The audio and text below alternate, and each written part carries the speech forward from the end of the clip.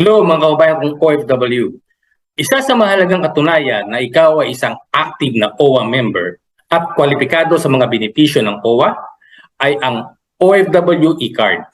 Ang OFW E CARD ay karaniwang hinahanap kung ikaw ay mag-a-apply ng mga benepisyo ng OWWA tulad ng scholarship para sa mga OFW Dependents, Balik Pinas Balik Hanap buhay program na nagkakahalaga ng 20,000 pesos, at OWW Business Loan na up to 2 million pesos.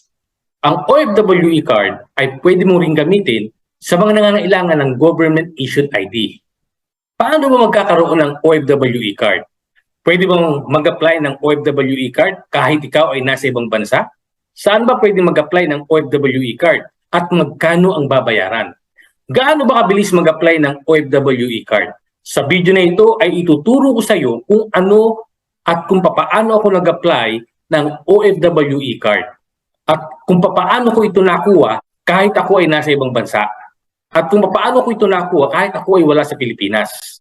Hello mga kabayan, ako nga pala Sir Abog, ang walang kaabog-abog na tumutulong sa mga OFW para mabigyan ng mga impormasyon na alam kong makatutulong sa mga tulad kong OFW.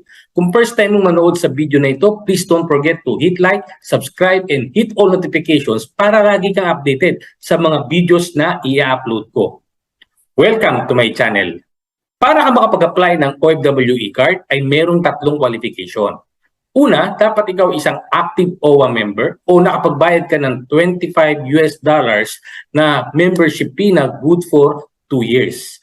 O dapat ang iyong membership sa OWWA ay not less than 90 days ang expiration. Meron nga pala akong video na ginawa on how to check your OWWA status using your mobile phone. Panoorin mo lang para malaman mo kung ano ang status ng iyong OWWA membership. At ang second requirement sa pag-apply ng OFW E CARD, dapat ikaw ay mayroong OEC o ang Overseas Employment Certificate o yung OEC or Balik Manggagawa Certificate na pwede mong i-apply bago ka pumunta sa ibang bansa kung ikaw ay babalik na sa bansang iyong pinagtatrabahuhan. Meron din akong video na ginawa on how to apply OEC online. Panoorin mo lang para malaman mo kung paano mag-a-apply ng OEC online. At ang pangatlong requirement sa pag-apply ng OFW E CARD, dapat ay meron kang passport na more than 60 days bago ito ma-expired. So ibig sabihin, kung may expired na ang iyong passport or expired na ang iyong passport, ay hindi ka pwede mag-apply ng OFW card. I-renew mo muna. Meron din akong ginawa na video on how to renew your passport. Panoorin mo rin para makatulong sa iyo kung sakaling expired na ang iyong passport. Kung meron ka ng mga tatlong requirements na yan, ay pwede ka na mag-apply ng OWWA E CARD. Pumunta ka lang sa website na ito ng ecard.owwa.gov.ph. Nasa description ng video na ito, ang link na yan, mamaya ay i-click mo lang para mabilis kang makapunta sa website na yan. At pwede mo rin palang gamitin ang iyong cellphone sa pag-apply ng OWWA E CARD. Pag-click mo sa link na yan, ay mapupunta ka directly sa OWWA OFW E CARD application form.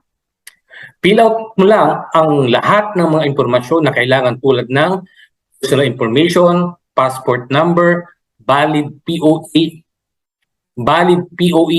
OEC number or valid OEC exemption number na makita mo sa iyong OEC. Pagkatapos, pumili ka ng pick-up location kung saan mo gustong kumuha or saan mo gustong kunin ang iyong OFW E CARD kung tapos na ito at pwede mo nang kunin.